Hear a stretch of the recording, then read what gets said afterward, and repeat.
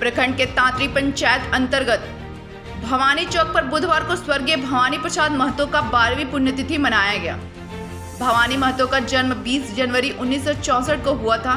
इस दौरान जयराम महतो ने कहा, झारखंड राज्य को अलग करने में झारखंड आंदोलनकारियों का अहम योगदान है, परंतु वर्तमान सरकार सिर्फ अपने मंसूबे को सिद्ध करने में जुटी है। झारखंड आंदोलनकारियों को सच्ची श्रद्धांजलि तब मानी जाएगी जब झारखंड में झारखंडियों की पहचान मिलेगी, युवाओं को रोजगार मिलेगा। क्या कुछ कार्यक्रम था? आज हमारे पूज्य पिताजी स्वर्गीय भवानी महतो का 1 जून को हम लोग हर साल पुण्यतिथि मनाते हैं। तो आज पुण्यतिथि था, इसमें हम लोगों ने जो भी किया अपनी तरह से किया और हम लोगों ने पुण्यतिथि मनाया। इसके बाद लोगों से हम लोगों ने जो आसपास के जो भी प्रतिष्ठित युवा नेता और नेता लोग और जो जीते हुए मुखिया लोग हैं और जो भी कार्यकर्ता हैं और पॉलिटिक्स बैकग्राउंड में रखते हैं, उन लोगों ने हमें बुलाया था, साथ में प्रतिष्ठित व्यक्तियों को बुलाया था और माल्यार्पण का कार्यक्रम को सफल बनाया। आपका नाम? मेरा नाम उमेश महतो है। हम स्वर्गीय भवानी महतो के बड़े बेटे हैं। आज स्वर्गीय भवानी महतो जी का आज पुण्यतिथि मनाया गया, क्या कुछ कहेंगे इस विषय में? आज सबसे पहले स्वर्गीय भवानी महतो को नमन करते हैं। वो एक झारखंड आंदोलनकारी रहे हैं और आज तमाम आंदोलनकारियों के योगदान के बाद हमें एक सुंदर सा झारखंड मिला है। लेकिन अगर धरातल की बात करें तो कहीं ना कहीं इन महापुरुषों के प्रति श्रद्धांजलि तभी होगी जब वास्तव में झारखंड को राज्य नहीं अपितु यहाँ झारखंडियों का राज होगा। आज नक्शे से कटकर हमें एक सुंदर सा झारखंड मिला है, संवैधानिक दृष्टिकोण से भी मिला है, लेकिन अगर अधिकारों की बात करें तो आज नग्न है, कोसों दूर है। उसी क्रम में आज एक झारखंड मूवमेंट भी स्टार्ट हुआ है। भाषा को लेकर ये मूवमेंट अब खतियान की बात कर रहा है, ये मूवमेंट अब खनन नीति, उद्योग नीति विस्थापन की बात कर रहा है। तो इसका कहीं ना कहीं जो हमें प्रेरणा मिली है भवानी महतो जैसे शहीदों के, भवानी महतो जैसे आंदोलनकारियों के कारण ही हमें ये प्रेरणा मिली है। जिस आंदोलन का आज हमने खड़ा किया है, आज एक टीम के माध्यम से छात्रों ने खड़ा किया है, तो कहीं ना कहीं उन आंदोलनकारियों का योगदान है। उन्होंने हमें जो रास्ता दिखा कर गए हैं, जिस पर हम लोग चलने का प्रयास कर रहे हैं, और इनका सपना और सच्ची श्रद्धांजलि, निश्चय ही आज हमने उन्हें श्रद्धांजलि दिया भी, लेकिन हम कह सकते हैं कि उन्हें सच्ची श्रद्धांजलि उसी दिन दी जाएगी जिस दिन वास्तव में झारखंड के लोगों को एक राज्य नहीं अपितु यहाँ उनका राज हो, यहाँ उन्हें हक अधिकार मिले। तो उसी क्रम में आज हम लोग लड़ाई को भी लड़ रहे हैं और हमारी लड़ाई बिल्कुल संवैधानिक है, क्योंकि आज अगर एक बहुत बड़ी आबादी अगर बंगाल शिफ्ट कर जाती है तो उसे बंगाली नहीं गिना जाएगा, या फिर एक बहुत बड़ी आबादी अगर बिहार शिफ्ट कर जाती है तो उसे बिहारी नहीं गिना जाएगा। लेकिन दुर्भाग्य है झारखंड का कि यहाँ कुछ लोग बसों से भरकर आते हैं, ट्रेनों से भरकर आते हैं, झारखंडी गिने जाते हैं।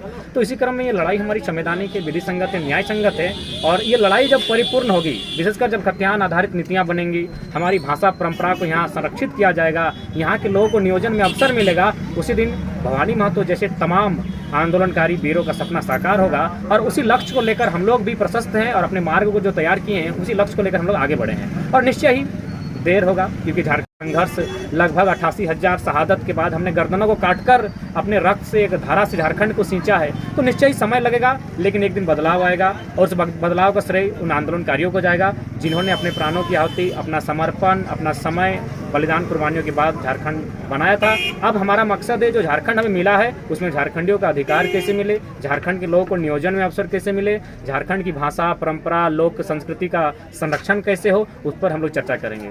विशेषकर आज आवश्यकता है। झारखंड आंदोलन में झारखंड आंदोलनकारियों का बहुत बड़ा हाथ है, लेकिन आज के वर्तमान सरकार में अभी तक झारखंड में आंदोलन जो किए, जितने भी आंदोलन, उनको सम्मान नहीं मिल पाया। इस विषय पर आपको क्या? देखिए, निश्चय ही झारखंड बना ही है, क्योंकि आप अगर भारत देश की बात करें तो ऐसा नहीं, भारत जब स्टार्टिंग हुआ था उस समय बहुत कम राज्य थे, आज लगभग 28 राज्य हैं, यानी राज्य तो बने हैं।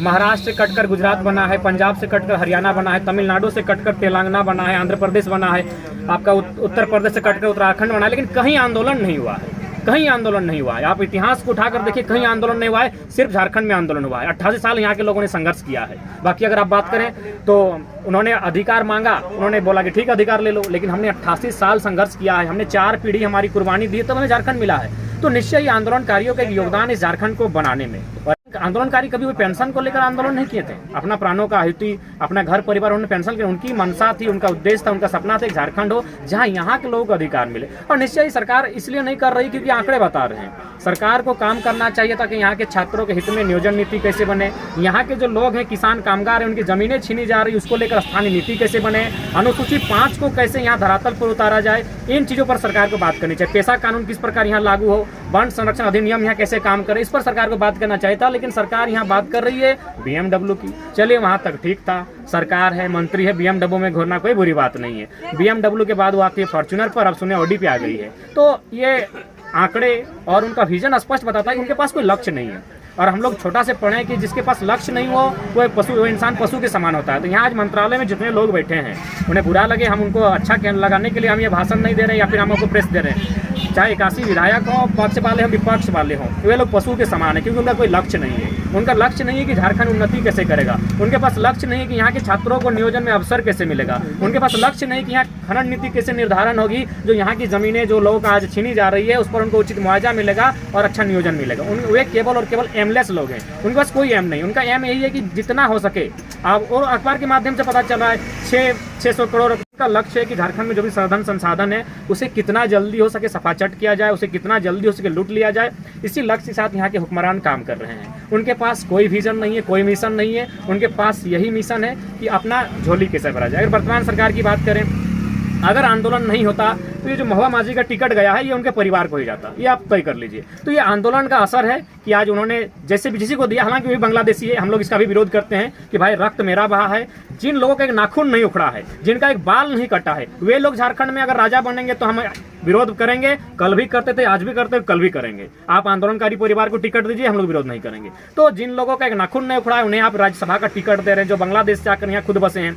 तो ये आंदोलन का असर है कि उन्होंने अपने परिवार का चेहरा को बदला, नहीं तो फिर उनके परिवार में होकर उनकी पत्नी को ही राज्यसभा का टिकट चला जाता। देखिए अभी जो भी टिकटें आ रही हैं राज्यसभा के लिए, राज्यसभा का मतलब स्पष्ट होता है कि जो राज्य की परंपरा, राज्य की भाषा, राज्य की संस्कृति के बन जाने। लेकिन यहाँ चाहे भारतीय जनता पार्टी हो या जेएमएम हो या कांग्रेस हो, ये बोरो प्लेयर लाके यहाँ टिकट देती है। अरे भाई, जो हमारे राज्य के बारे में नहीं जानते हैं, हमारे राज्य के लोगों के बारे में नहीं जानते हैं, हमारी यहाँ भाषा किस प्रकार की है, हम लोग क्या पहनते हैं, हम लोग क्या खाते हैं, उसके बारे में नहीं जानते हैं, उन लोग को ये टिकट दे रहे हैं। वो तो छोड़िए, आप सुने साली और सहलज के नाम पर कहीं अपार्टमेंट साला के नाम से, तो पूरा मैंने लूट की छूट है। इसलिए आपके चैनल के माध्यम से झारखंड की जनता को मेरा संदेश यही होगा कि आज लड़ लो। अगर आज लड़ लेते हो तो हो सके कुछ बलिदान और दिया जाएगा, कुछ सर और कटेंगे, लेकिन यह है कि आने वाले भविष्य कम से कम उनका एक अच्छा भविष्य होगा। और नहीं तो आने वाली पीढ़ियों के पास पलायन के अलावा, गुलामी के अलावा, विस्थापन के अलावा कुछ नहीं बचेगा, क्योंकि खनिज संसाधनों की यहाँ खुली लूट हो रही है। और हुक्मरान अधिकारी देख ही रहे हैं आप, पूजा सिंघल 25 करोड़ एक दिन में 25 करोड़ मिलता है उनके घर से। तो स्पष्ट ये आंकड़े स्पष्ट करते हैं कि झारखंड में जो भी लोग आते हैं केवल यहाँ के खनिज संपदा को देखकर यहाँ लूटने के लिए आते हैं। और उनमें भागीदारी हमारे जो माननीय है विधायक है, मंत्री के, उनकी भूमिका रहती है। क्योंकि मैंने पहले कहा वे एमलेस है, उनके पास विजन नहीं, उनका कोई मिशन नहीं है। उनके पास यही है कि मेरा लाइफ कटने के बाद किसी प्रकार हाथ जोड़ के अपने बेटा को टिकट दे दें। उनका यही किस्सा है, राज्यसभा भेजे, लोकसभा भेजे, विधानसभा भेजे, और नहीं तो लास्ट में जेपीएससी सेटिंग हो ही जाता है। 80-90 लाख में डीएसपी का सीट मिल ही जाता है। तो हो सके इस तरह के बात आपको सामने आएंगे। और मैंने तो स्पष्ट कहा कि आज से 20 साल बाद जब आप दोनों अच्छे पत्रकार होंगे, जब आप अच्छे चैनल पर काम करेंगे, आपका चैनल जब और नामी हो जाएगा, उस समय आप खुद कहेंगे कि झारखंड के फलना विधानसभा के पूर्व विधायक का Germany connection, Singapore connection, Malaysia connection, वे लोग जमीन बाहर ले चुके हैं। क्योंकि अभी वे सत्ता में हैं, ये बातें लीक नहीं होंगी। वे सारे जो विधायक हैं, हमारे मंत्री हैं, वे जमीन बाहर ले चुके हैं, इस देश के बाहर जमीन ले चुके हैं। और चूंकि जिस समय एक दिन ऐसा आएगा, अगर आज झारखंड के लिए नियम नहीं बनता है, तो मैंने बार बार कहा कि I am not a leader, I am a philosopher. मैं भविष्य में क्या होगा मैं उसकी बात कर रहा हूँ। तो यहाँ के लोग एक दूसरे के साथ संघर्ष करेंगे, यहाँ भाई भाई से टकराएगा, नियोजन नहीं रहेगा, खेती बाड़ी समाप्त हो जाएगी, तो लोग एक दूसरे से रोजी रोजगार के लिए टकराएंगे। और जब टकराएंगे तो ये हुक्मरान जो आज बैठे हैं, ये प्लेन में टिकट कटाएंगे और किसी विदेश, कनाडा, मलेशिया, दुबई, सिंगापुर, उन देशों में निकल जाएंगे।